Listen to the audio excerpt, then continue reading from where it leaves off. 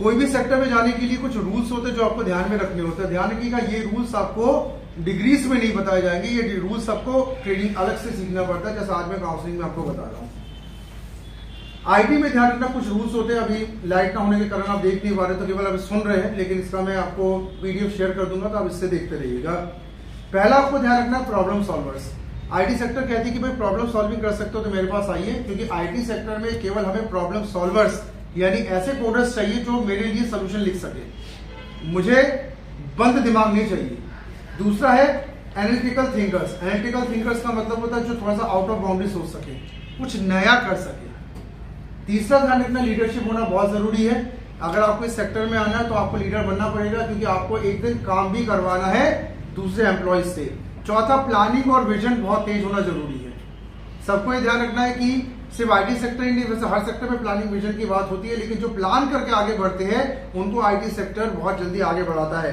पांचवा प्रैक्टिकल आपको होना चाहिए।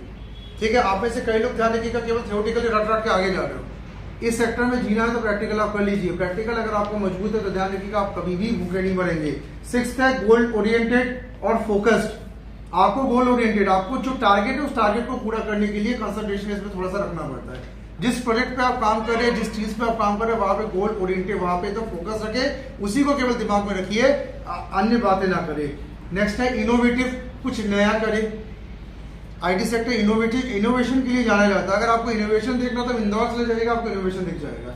इतने इनोवेटिव वहां के बच्चे बनते जा रहे हैं, और नागपुर हमारा जो वो भी इनोवेटिव होता जा रहा है। हम बीच में फंसे, हम पता नहीं क्यों इनोवेटिव नहीं होते हैं। नेक्स्ट है सेल्फ मोटिवेटेड। आपको सेल्फ मोटिवेट तो होना पड़ेगा, क्योंकि जिस भी सेक्टर में आप जाते हैं आपको सेक्टर का प्रेशर हैंडल करना पड़ता है, लेकिन आपको कोई भी संभालने वाला नहीं रहता है, ये मैं बता दे रहा हूं। ठीक है, ये फिल्मों में दिखता है कई बार कि लड़का रोता है तो पत्नी संभालती है, रियलिटी में ऐसा कुछ होता नहीं है। आप रो रहे हैं, आप संभालिए खुद को, प्रेशर है हैंडल करिए, खुद को मोटिवेट आपको स्वयं रखना पड़ेगा। नेक्स्ट कम्युनिकेशन, सबसे इंपॉर्टेंट चीज।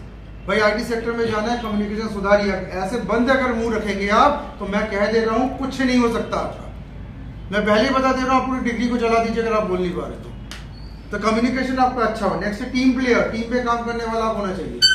आप में से कई लोग क्या होते हैं टीम प्लेयर की जगह अकेले अकेले खेलते हैं, तो अकेले अकेले खेलने वालों को कुछ होना नहीं है इस दुनिया में। आप थोड़ा सा मिलके रहे, कई लोग कट कट के पता नहीं क्यों रहते। आप टीम प्लेयर बनेंगे तभी किसी इंडस्ट्री में आगे बढ़ेंगे, या अकेले रहने वालों को भी इंडस्ट्री छोड़ दीजिए, अकेले ही रहो।